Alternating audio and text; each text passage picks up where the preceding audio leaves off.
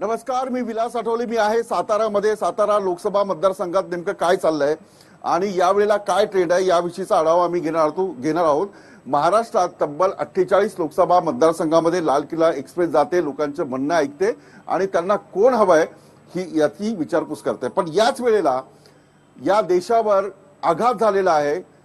पुलवामा इथे दहशतवाद्यांनी हल्ला केलेला आहे आणि या हल्ल्यामध्ये आपले जवान जे आहेत ते शहीद झालेले आहेत. आणि म्हणूनच आपलं कर्तव्य आहे, TV9 चं कर्तव्य आहे आणि आपल्या सगळ्या सातारकरांचं कर्तव्य आहे की त्या जे रक्षण करत असताना, या देशाचं रक्षण करत असताना, तुमच्या माझ्यासारख्याचं रक्षण करत असताना आपल्या जीवाची बाजी लावलेल्या शहीदांना सलाम केला पाहिजे, त्यांना श्रद्धांजली वाहिली पाहिजे. म्हणून आपण 1 मिनिटाची सातारकरांनी आपल्या शहीदांसाठी एक मिनिटाची श्रद्धांजली आपण सर्वांनी व्हायची आहे.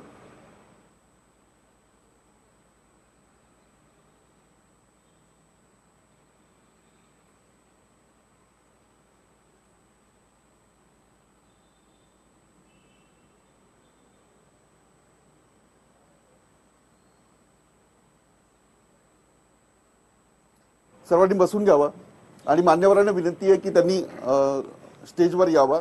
आणि हा हल्ला जो होता हा देशातील सर्वात मोठा हल्ला होता. तब्बल 40च्या वर जे जवान आहेत ते या ठिकाणी शहीद झाले आहेत आणि म्हणूनच देशभरात संतापाची लाट आहे. महिलांमध्ये असो, युवकांमध्ये असो, तरुणांमध्ये असो, सर्वांना असं वाटतं की नाही, आता उत्तर दिलं पाहिजे. आता जे झालं ते खूप झालं, पण उत्तर हे दिलंच पाहिजे. म्हणूनच माझा सातारकरांना सगळ्यात आधी पहिला प्रश्न आहे, त्याच्यावर अत्यंत विचारपूर्वक मला उत्तर द्या की आतापर्यंत भारत जी रणनीती आखत होता दहशतवाद्यांबरोबर किंवा पाकिस्तान बरोबर, ती योग्य आहे का की अधिक तीव्र केली पाहिजे? मला सांगा, ही अधिक तीव्र केली पाहिजे का असं किती लोकांना वाटतं?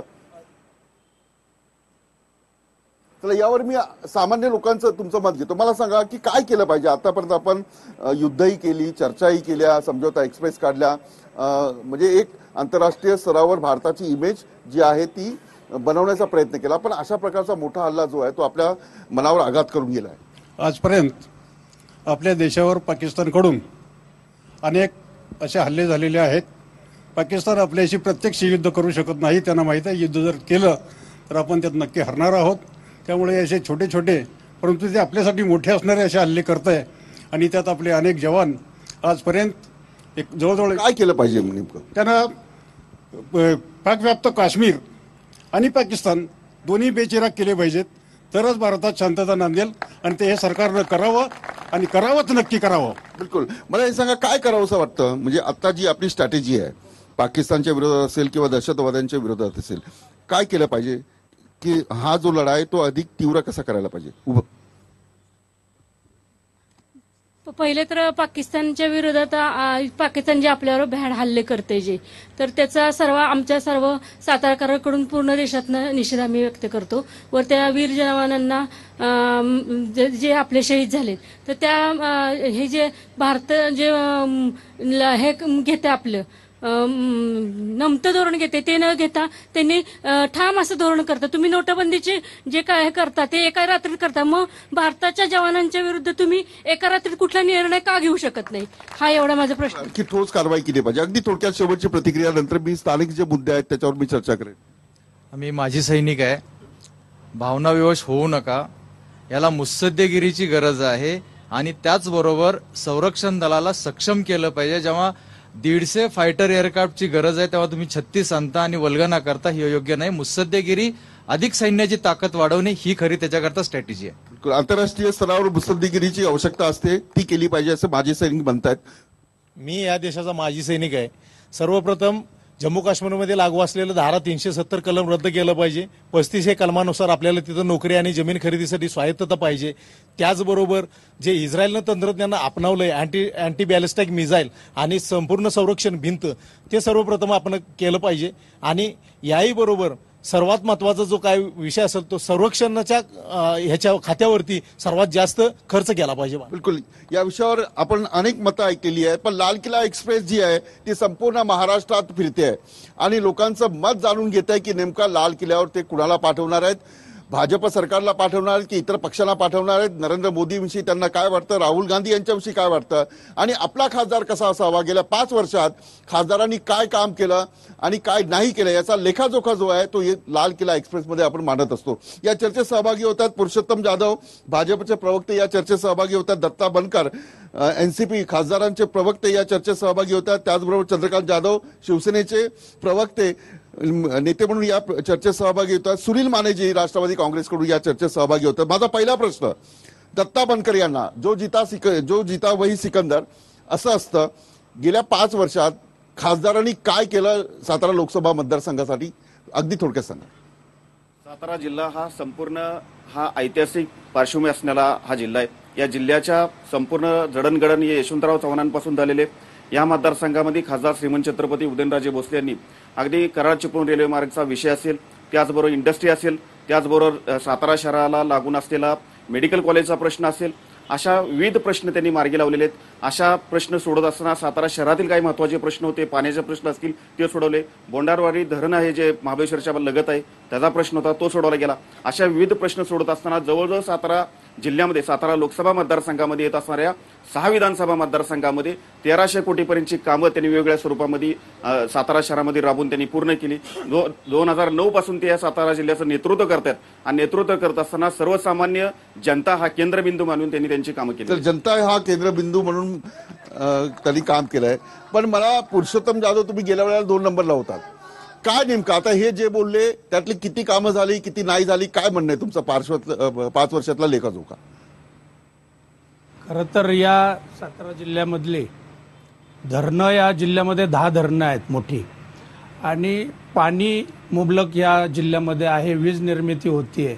खरं तर 10 वर्षापूर्वी भूमाता दिंडीच्या रूपाने आपण महाराजांनी मोठं आंदोलन केलं होतं आणि त्या आंदोलनाच्या माध्यमातून सातारा जिल्ह्यातलं पाणी साताऱ्यात राहिलं पाहिजे आणि जी वीज जी महाराष्ट्रभर इथून जाते कोयनेतून, ती वीज पण इथल्या शेतकऱ्यांना मिळाली पाहिजे. परंतु तसं अजूनही इथं भारनियमन मुक्त आपला सातारा जिल्हा झालेला नाहीये.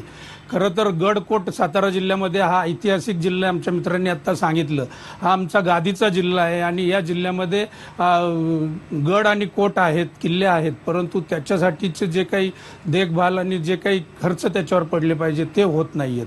पाणी प्रश्न जो आहे सातारा जिल्ह्यातले ते दुष्काळी तालुक्यातले, त्याच्यासाठी आज बघा नितीन गडकरी साहेबांनी मध्ये आमच्याकडे येऊन उद्घाटन केली. जवळपास 10,000 कोटीचा निधी, जरी आमच्याकडं इथं कुठलं आज कुणी उमेदवार निवडून आलेला नाही, कुठलाही आमदार नाहीये किंवा खासदार नाही, परंतु 10,000 कोटीचा निधी देऊन या भागामध्ये सातारा जिल्ह्यामध्ये रस्ते, महामार्ग, जे काही सुविधा आहे, तिथला ग्रेट सेपरेटर साताऱ्यातला जिल्ह्यातला जो शहरातला जो विषय आहे त्याला देखील म्हणजे 10,000 कोटीच्या निधीमधून ही सगळी कामं चालली. भाजपने दिला, खासदारांनी काय केलं नाही त्याचे?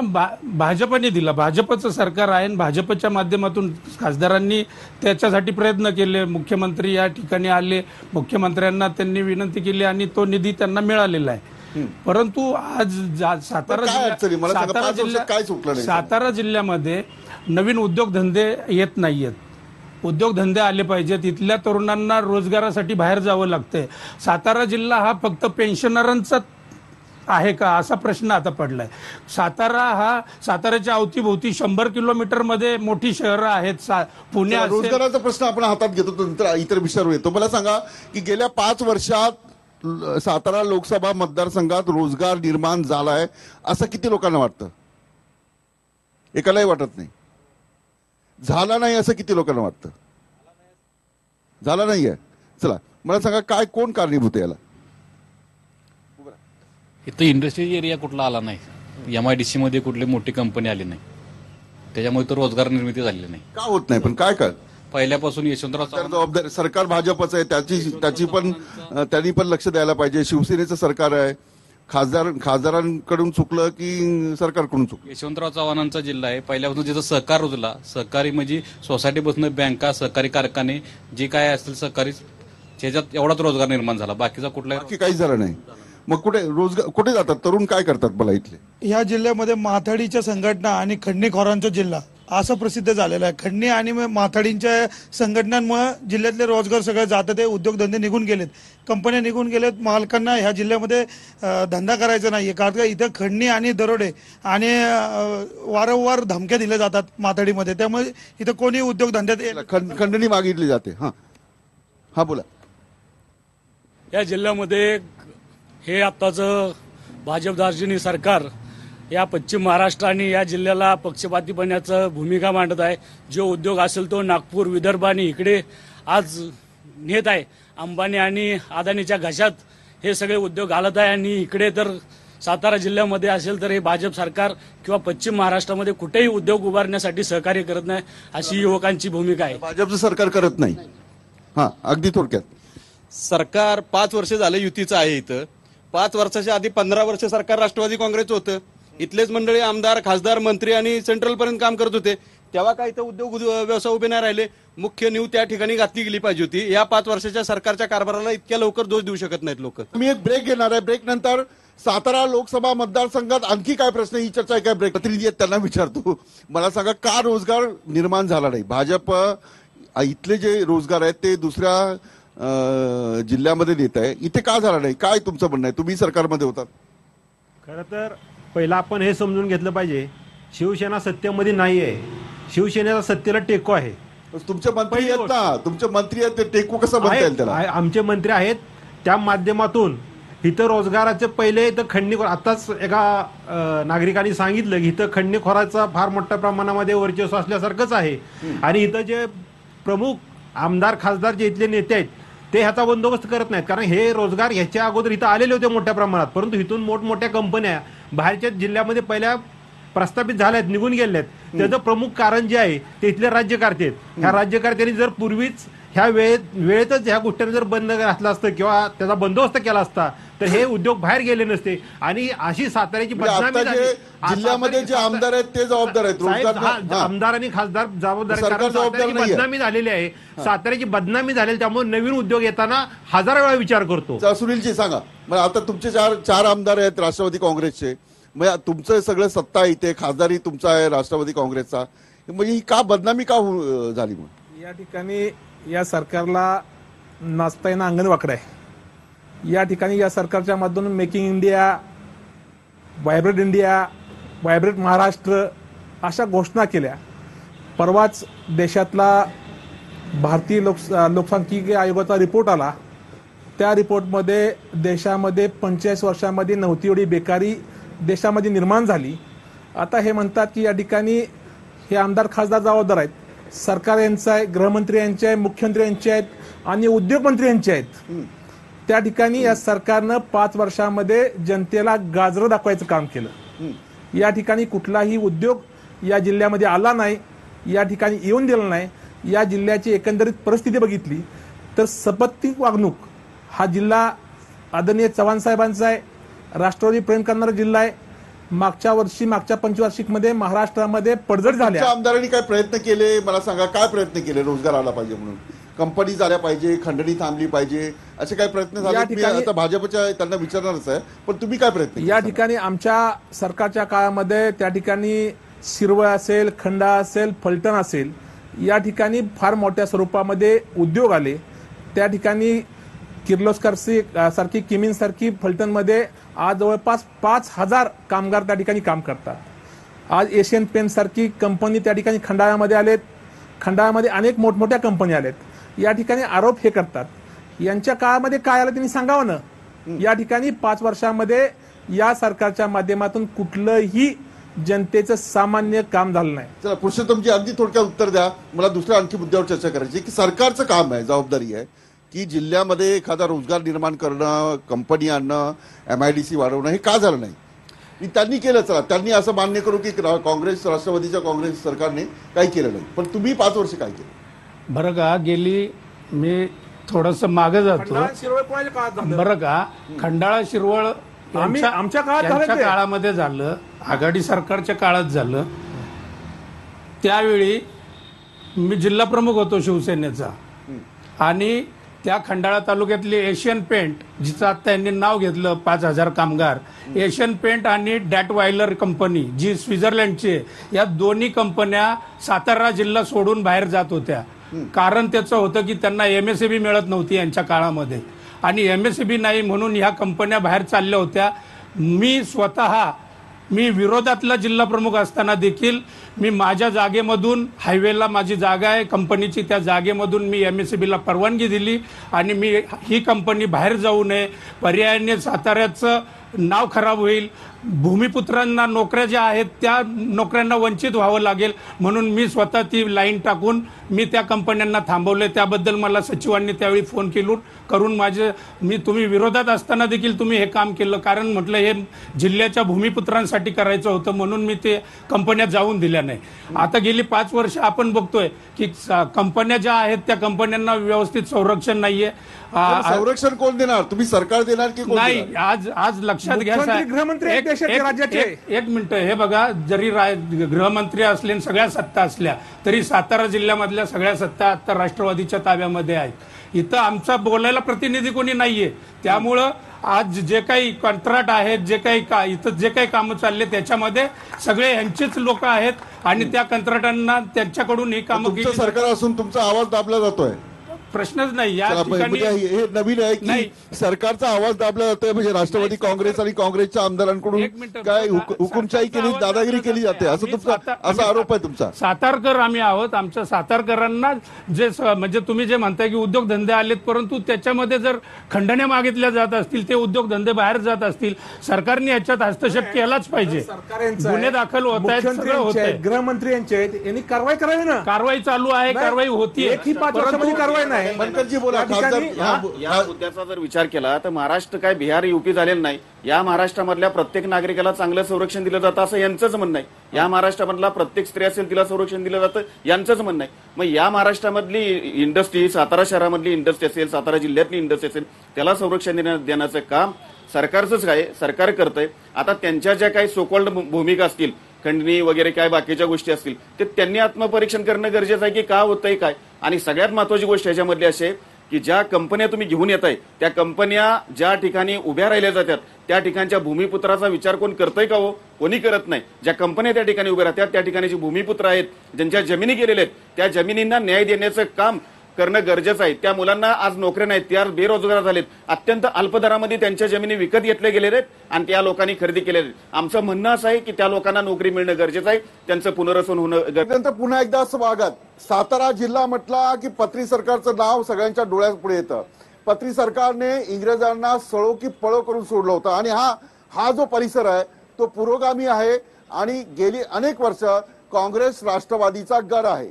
अशा परिस्थितीमध्ये साताराचे प्रश्न सुटलेत का? सरकार नवीन आलं होतं, 5 वर्ष मिळालेली आहेत, 4.5 वर्ष काय झालं नेमकं? आणखी काय प्रश्न आहेत आपण लोकांकडून जाणून घेऊया. मला सांगा आणखी काय काय प्रश्न आहेत? म्हणजे सातारा जिल्हा जर बघितला आपण तर लोकांना काय अडचणी येतात? सातारा जिल्ह्यामध्ये प्रामुख्याने आता ते पुरुषोत्तम जाधव साहेब म्हणले की ज्याप्रमाणे त्यांनी जागा दिली आणि त्या इंडस्ट्रीज थांबल्या, याप्रमाणे स्थानिकांना नोकरी मिळत नाही. स्थानिकांना नोकरी, त्या खंडाळ्यातील लोकांना प्रामुख्याने किती जणांना नोकरी मिळाली यांनी त्यांचं उत्तर द्यावं. चला ठीक आहे. आणखी काय प्रश्न आहेत? मतदार म्हणून काम करताना काय प्रश्न आहेत? पाण्याचा प्रश्न आहे, शेतकऱ्यांची अवस्था कशी आहे?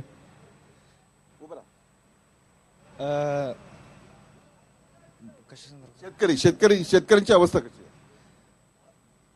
जिथपर्यंत बघितलं जातंय म्हणजे राष्ट्रवादी म्हणण्यापेक्षा महाराज साहेबांच्या म्हणजे अंतर्गत जी सत्ता चालू आहे, तर शेतकऱ्यांच्या बाबतीत म्हणा किंवा क्राईम रेट बघितला जातोय, तर म्हणजे एक नागरिक म्हणून मला वाटतंय, तर मी पण सातारा मतदारसंघातलाच नागरिक आहे, तर असं कुठं वाटलं नाही की जिथं आपल्या महिला भगिनी आहेत, तर अशा पद्धतीत बाहेरच्या जिल्ह्यांच्या तुलनेत आणि साताराचं पाहता तर असं तर कुठं वाटलं नाही की असुरक्षितता किंवा म्हणजे कुठं अन्याय. कायदा आणि व्यवस्था चांगली असं म्हणणं आहे तुझं. चला ठीक आहे. मग इथे शेतकरी कोण आहेत? कोणाची शेती आहे असं? मला सांगा, आता जो केंद्र सरकारने मदत म्हटली आहे की एका वर्षाला आपण 6,000 रुपये देणार आहेत शेतकऱ्यांना, त्याविषयी काय वाटतं साताऱ्यातील लोकांना? 6,000 रुपये देणं हा निर्णय तसा पाहायला गेलं तर काहीच न भेटण्यापेक्षा 6,000 रुपये देणं हा निर्णय योग्य आहे. परंतु सातारा जिल्ह्याच्या माध्यमातून पाहायचं झालं तर सातारा जिल्ह्यामध्ये एकूण धरणं आहेत 11 आणि 11 धरणातलं पाणी पुनर्वसन आमच्याच जिल्ह्यात झालं, आमच्याच जमिनी गेल्या. परंतु आमच्या जिल्ह्यातलं पाणी हे सांगलीला आणि बारामतीला खाली पळवलं गेलेलं आहे. पहिल्यांदा ते पाणी थांबवलं पाहिजे आणि माझ्या इथल्या शेतकऱ्यांना पहिल्यांदा ते पाणी भेटलं पाहिजे. माझ्या जिल्ह्यामध्ये संपूर्ण महाराष्ट्राला वीज निर्मिती करणारं धरण आहे जे कोयना धरण 125 TMCचं. तुम्हालाच पाणी मिळत नाही. पाणी कोयना धरणाचं पाणी एकतर ते समुद्राला जाते, वेस्टेज जाते. ते पाणी इकडे मानखटावला वळवलं पाहिजे आणि माझा दुष्काळी भाग आहे मानखटाव, तो सुजलाम सुफलाम झाला पाहिजे. त्याचबरोबर शेतकऱ्यांना वीज ही 24 तास मोफत मिळाली पाहिजे. ही सर्वात मोठी प्रामुख्यानं मागणी आमची आहे. माझा आता प्रश्न असा आहे, हे पुरुषोत्तम जाधव जे म्हटले की शेतकऱ्यांच्या प्रश्नासंदर्भात, त्यांच्याच खंडाळा तालुक्यामधली शेतकरी खंडाळ्यापासून मुंबईपर्यंत अर्धनग्न अवस्थेत त्यांच्या जमिनी गेल्या आणि त्या जमिनीला भाव मिळाला नाही म्हणून त्यांनी मोर्चा काढला. नंबर 1. नंबर 2, या महाराष्ट्र सरकार किंवा केंद्रात असणारं जे सरकार आहे बीजेपीचं पूर्णपणे फेल्युअर गेलेलं सरकार आहे. शेतकऱ्यांच्या आत्महत्या, बेरोजगारीचा प्रश्न, आता झालेला जो हल्ला, IB-ने दिलेला रिपोर्ट, या सगळ्याकडे दुर्लक्ष केलं. त्यामुळे आमचे जवान एक्सपायर्ड झालेले आहेत. हे मला असं म्हणायचं आहे की हे असणारं विद्यमान शासन हे अगदी नालायक शासन आहे. ठीक आहे. आता मी एक प्रश्न विचारतो की शेतकऱ्यांना जो 6,000 रुपये मिळणार आहे वर्षाला, हा निर्णय कितपत योग्य आहे सांगा. हे पुरेसे आहेत का? असतील तर हात वरती करा. पुरेसे नाहीये त्यांनी हात वरती करा. चला, का पुरेसे वाटत नाही?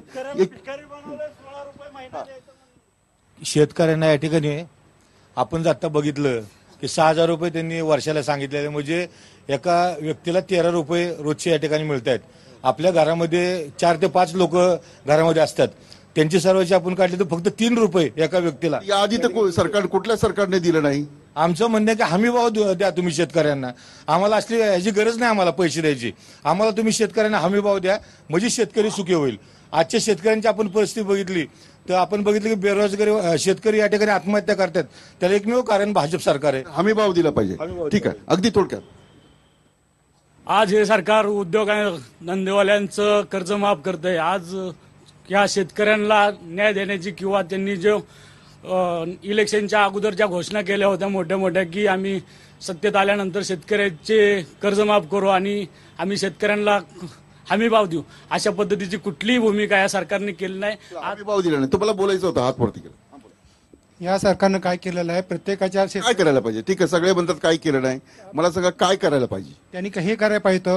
ह्या सातारा जिल्हा हा पेन्शनचा जिल्हा आहे आणि त्या टर्म अँड कंडिशनमध्ये 10,000च्या वर ज्याला पेन्शन असेल त्याला हे 6,000 मिळणार नाहीत.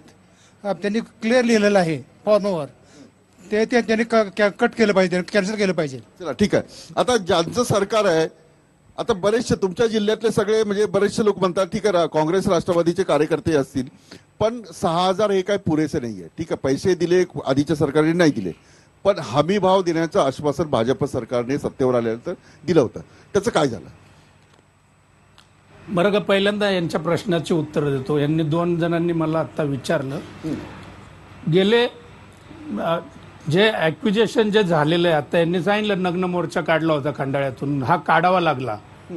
त्याचं कारण आहे की हे आघाडी सरकार असताना खंडाळा तालुक्यामधली हजारो हेक्टर जमीन ही MIDC साठी ॲक्विजेशन करण्यात आलं. त्यावेळी विचार करण्यात आला नाही कुठल्याही याचा, आणि त्यावेळी ते ॲक्विजेशन करण्यात आलं आणि किरकोळ दरामध्ये त्या जमिनी घेण्यात आल्या. आता ते हजारो हेक्टर जमिनीनंतर तिथं पाणी आलं, दुष्काळी तालुका आहे, पाणी आलं, परंतु लोकांच्या जमिनी ॲक्वायर झाल्या होत्या, त्याच्यावर शिक्के पडले होते.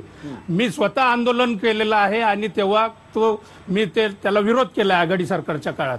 आजही तुमच्या माहितीसाठी सांगतो की शिरवळ, लोणंद, पंढरपूर, बारामती या चौपदरीकरणाचं काम मी जिल्हा प्रमुख असताना, तेव्हा हे जरी माझे मित्र आहेत सेना बीजेपी, हे म्हटले टेकू आहे, सेना बीजेपीचंच सरकार आहे राज्यामध्ये, आणि तेव्हा मी मनाने अजून तुम्ही शिवसेना हा ते असून देत, मी बाळासाहेबांचा शिवसैनिक आहे. चला, ठीक आहे, कट्टर शिवसैनिक आहे मी.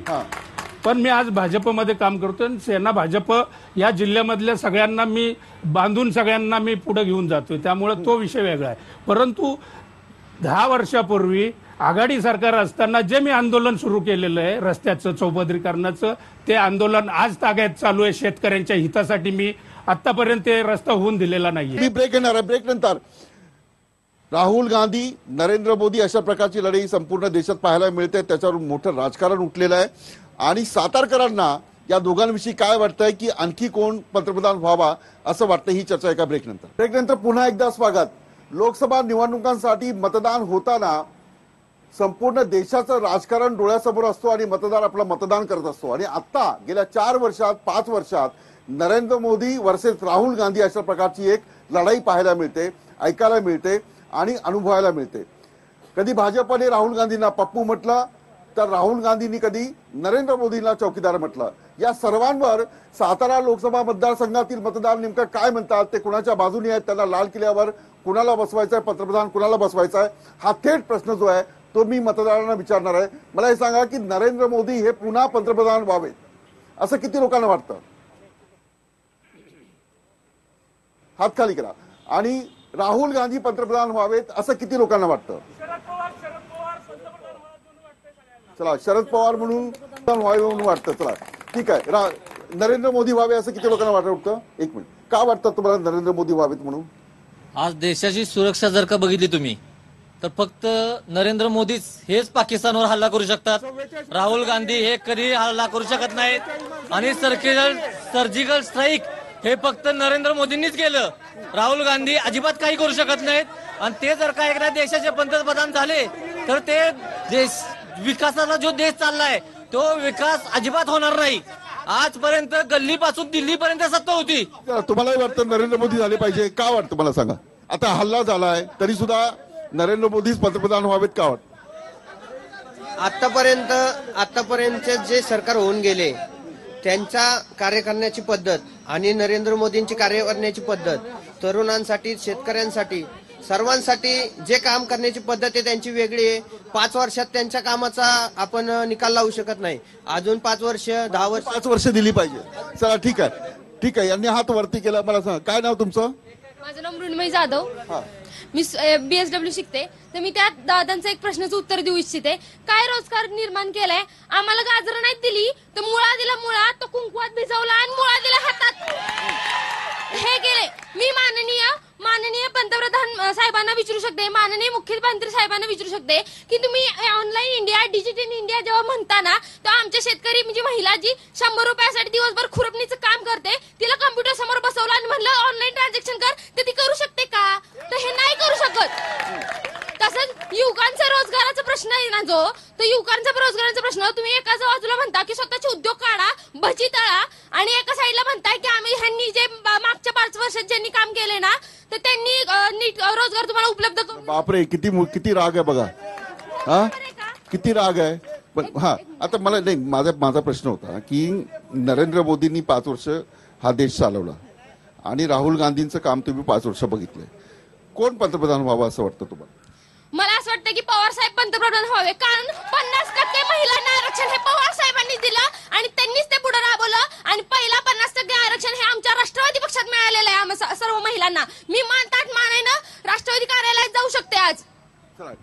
किती लोकांना वाटतं म्हणजे हा राष्ट्रवादी काँग्रेसचा गड आहे आणि शरद पवार पुन्हा एकदा माढा लोकसभा मतदारसंघातून निवडणूक लढवतील अशा प्रकारची म्हणजे बातमी आहे, शक्यता आहे. मला हे सांगा की किती लोकांना वाटतं शरद पवारांनी निवडणूक लढवली पाहिजे? पण लक्षात ठेवा, त्यांनी म्हटलं होतं मी निवडणूक लढवणार नाही. किती लोकांना वाटतं की निवडणूक लढवली पाहिजे? चला, मला याचं कारण सांगा, का लढवली पाहिजे? देशात सध्या त्रिशंकू अवस्था होणार आहे. तर पवार साहेबांच्या उमेदवारीनं एक वेगळं वलय त्या ठिकाणी काँग्रेस आणि भाजप व्यतिरिक्त तिसरी आघाडी होईल, त्याचं नेतृत्व पवार साहेब करतील आणि पंतप्रधान होण्याची शक्यता जास्त आहे. त्यामुळे पवार साहेबांना आमच्यासारख्या आकड्याचा खेळ कसा करणार? म्हणजे आकडे महाराष्ट्रात किती येतील? शेवटी देवेगौडाकडे पण आकडा नव्हता, पण ते पंतप्रधान झाले. तशी काहीतरी लॉटरी लागल आणि या महाराष्ट्राचा सुपुत्र त्या ठिकाणी दिल्लीचं तख्त राखणारा नव्हे तर दिल्लीच्या तख्तावर बसणारा मराठा होईल, या ठिकाणी आम्हाला भावना. किती लोकांना वाटतं तुम्हाला संधी मिळाली? तुम्हालाही संधी मिळाली. आणखी जे बोलले नाहीत ते मला सांगा. शरद पवार पंतप्रधान व्हावेत असं किती लोकांना वाटतं? कुणाला वाटतं आणखी? ठीक आहे, हा, का वाटतं मला सांगा. हे बघा, देशाच्या राजकारणात आकड्याचा खेळ खूप महत्वाचा आहे. ज्याचा आकडा जास्त त्याची सत्ता. पण आता आकडाच जर नसेल तर कसे होतील? इंद्रकुमार गुजराल, देवेगौडा यांच्याकडे पण आकडा नसताना ते लोक पंतप्रधान झाले होते. शरद पवारांच्या शेतीतल्या कामाचा अनुभव संपूर्ण देशाला, कृषीप्रधान आपला देश आहे, या देशाला व्हावा म्हणून शरद पवारांना संपूर्ण जनतेनं पंतप्रधान केलं पाहिजे. शरद पवार यांना पंतप्रधान केलं पाहिजे अशा प्रकारचा पाठिंबा मिळतोय. पण माझा प्रश्न असा होता की राहुल गांधी पंतप्रधान झाले पाहिजे असं किती लोकांना वाटतं? मला सांगा, का झाले पाहिजे राहुल गांधी? राहुल गांधी पंतप्रधान नाही झाले पाहिजे, त्यांना एवढा अनुभव नाही. मी एवढं सांगेन, अखंड हिंदुस्थान, शरद पवार झाले पाहिजे. नाही, अखंड हिंदुस्थानचे आराध्य छत्रपती शिवप्रभूंच्या पदस्पर्शानं पावन झालेले ह्या हिंदुस्थानामध्ये त्यांचे थेट 13वे वंशज उदयनराजे भोसले यांना एकदा संधी भेटली पाहिजे पंतप्रधान पदाची, आणि ते या संपूर्ण भारताचा राज्यकारभार हलवतीलच, पण पाकिस्तानला सुद्धा धाडा शिकवतील. आणि जे माझे जवान शहीद झाले त्याचा बदला घ्यायला एकमेव समर्थ माणूस म्हणजे तुम्ही कट्टर कार्यकर्ते आहात उदयनराजेचे. चला ठीक आहे. किती राहुल गांधी पंतप्रधान झाले. इथे विद्यार्थी कोण आहेत? विद्यार्थी कोण आहे? कुठल्या पक्षाचा आहे तू? राष्ट्रवादीचा आहे. कोण पंतप्रधान झालं पाहिजे? पवार साहेबच पंतप्रधान झाले पाहिजेत, कारण पवार साहेबांकडे जी दूरदृष्टी आहे ती तर कोणत्याही नेत्याकडे देशातल्या नाहीये. आता नरेंद्र मोदींनी शेतकऱ्यांना गाजरं दाखवली आणि 6,000 हजाराची पानं पुसली तोंडाला अक्षरशः. जर शेतकऱ्यांचं खरं अर्थानं कल्याण करायचं असेल तर पवार साहेबांशिवाय पर्याय नाहीये देशाला आता. चला अगदी थोडं. काल पुलवामा दहशतवादी हल्ला झाला त्यावेळेस सेना आणि भाजप यांच्यामध्ये मातोश्रीवर किती जागा घ्यायच्या ज्या बैठका चालल्या होत्या, त्याच वेळी केरळमध्ये अमित शहा मिटिंगा घेत होते. तर काल त्या ठिकाणी प्रियांका गांधींनी त्यांची पत्रकार परिषद रद्द केली आणि आज राहुल गांधी यांनी पत्रकार परिषद घेऊन सांगितलं की ही राजकारण करण्याची वेळ नसून देश म्हणून एकसंध राहण्याची वेळ आहे. हे आरक्षण हे फसवं आहे. मुळात बेरोजगारी एवढी प्रचंड आहे, नोकऱ्याच नाही तर आरक्षण काय कामाचं. गेल्या एका वर्षामध्ये 1,10,00,000 लोकांच्या नोकऱ्या गेल्यात. आणि मगाशी माने साहेबांनी सांगितलं तसं सर्वाधिक बेरोजगारी 45 वर्षातली या वर्षात. हे फसवणूक आहे. नोकऱ्या निर्माण करा आणि मग आरक्षण द्या. नोकऱ्या निर्माण करा आणि मग आरक्षण द्या. आणि आरक्षण टिकणार नाही असं म्हणतात. मला सांगा, कितपत टिकेल आरक्षण? कारण हा सगळा जो लोकसभा मतदारसंघ आहे हा मराठा बहुल मतदारसंघ आहे. नाही, आरक्षण हे टिकणारच आहे, कारण की एवढ्या सगळ्यांच्या भावना त्यासाठी जोडलेल्या आहेत. आणि मुख्यमंत्री साहेबांनी, उद्धव साहेबांनी आरक्षणासाठी योग्य बसून निर्णय घेतलेला आहे. दुसरी गोष्ट, सातारा जिल्ह्यामध्ये बघायला झालं की उदयनराजे गट हा वेगळा आहे आणि राष्ट्रवादी गट वेगळा आहे. उदयनराजेंना न मानणारा राष्ट्रवादी गट आहे. विषय असा आहे की उदयनराजेंचं जर काम करेना तर ह्यातले अर्धे पण आमदार राहणार नाहीत, म्हणून उदयनराजेंना त्यांना धरावं लागेल. मुळात उदयनराजेंचा पक्ष चुकलाय. उदयनराजेंनी शिवसेनेमध्ये येऊन, शिवसेनेत यायला पाहिजे, शिवसेनेत येऊन शिवसेनेतनं उमेदवारी करावी, मंत्रिपद घ्यावं, तर विकास होईल. अर्धे आमदार विरोधात आहेत आणि अर्धे आमदार त्यांना मानत नाहीत. म्हणजे उदयनराजेंच्या धमक आहे पण हे काम करून देत नाहीत. बनकर साहेब सांगा, पक्ष चुकलाय म्हणजे कामच करून देत नाही. काय नेमकं काय? तुमचेच कार्यकर्ते वाटतं. तुम्ही राष्ट्रवादीचे कार्यकर्ते नाही, शिवसेनेत आले पाहिजे. हा, त्यांची भूमिका मांडली, त्याच्या बाबतीत मी त्यांचा आभार व्यक्त करतो. सगळ्या पक्षाकडून ऑफर आहे का? पण उदयनराजेंची भूमिका ही जनतेला धरून होती. जनतेचे प्रश्न सोडवण्यासाठी त्यांनी 2009 पासून एक रस्त्यावरती येऊन वेगळ्या स्वरूपाची आंदोलन केली. ज्या पक्षानं जनतेची कामं चांगल्या प्रकारे केली, पवारसाहेबांनी चांगल्या स्वरूपाची कामं केली आणि पवारसाहेबांच्या बरोबर राहिल्यामुळे बरेचसे प्रश्न त्यांचे सुटले. पण मला बनकर साहेब, ठीक आहे, हा विषय झाला, पण मला सांगा की जेव्हा मराठा आरक्षणाचा निर्णय झाला तेव्हा स्वागत केलं. हे टिकेल असं वाटतं तुम्हाला? कारण त्यावेळेला उदयनराजेंकडेच पाहिलं होतं मराठा परिषद जेव्हा झाली होती. संपूर्ण महाराष्ट्राचा विचार करता मराठा मोर्चे ज्यावेळीपासून चालू झाले त्या संपूर्ण महाराष्ट्रामध्ये निघालेल्या वेगवेगळ्या मराठा मोर्चाचं नेतृत्व स्वतः खासदार श्रीमंत छत्रपती उदयनराजेंनी अगदी परभणीपासून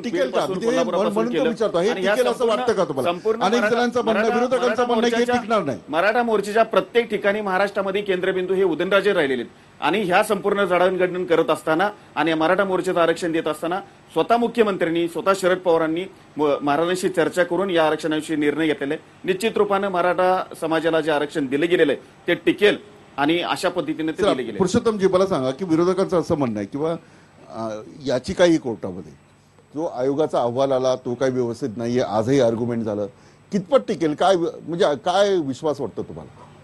नाही, आता माननीय मुख्यमंत्री आणि उद्धवजी यांनी त्या संदर्भामध्ये बसून एक कमिटी नेमली होती. समितीच्या माध्यमातून हा सगळ्यांचा आढावा घेतला आणि आढावा घेऊन हे आरक्षण टिकण्यासाठी जास्तीत जास्त प्रयत्न कसे करता येईल हे करूनच आरक्षण देण्यात आलेलं आहे. टिकेल असं वाटतं तुम्हाला? त्यामुळं मला असं वाटतं की हे आरक्षण आता जे दिलंय ते नक्की टिकेल. तुम्हाला काय वाटतं? मला चला, या ठिकाणी हे आरक्षण फक्त इलेक्शन डोळ्यासमोर ठेवून दिलेलं आहे. जर त्यांना मराठी आरक्षण द्यायचं होतं तर मराठा समाजाचे मोर्चे 2 वर्षापूर्वी निघालते. अनेक त्या ठिकाणी माणसांनी आत्महत्या केल्या. या ठिकाणी इलेक्शनच्या तोंडावर आरक्षण दिलंय. हे आरक्षण कोर्टामध्ये टिकणार नाही. फक्त इलेक्शन होण्यापुरतं या ठिकाणी नाही, आम्ही दिलं होतं.